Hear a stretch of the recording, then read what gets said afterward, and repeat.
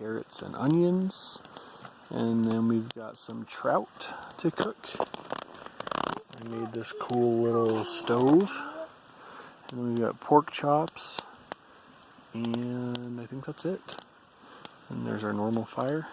So you rake the coals from that down underneath there.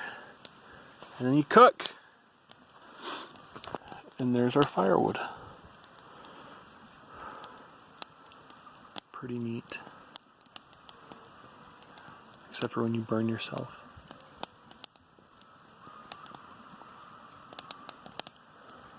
Did you get it, Daryl? Nope. What happened? I'm trying to figure out how this thing goes in here. Is there 2 valves on this thing? I'll do it. I'm just trying to figure out how this thing goes in.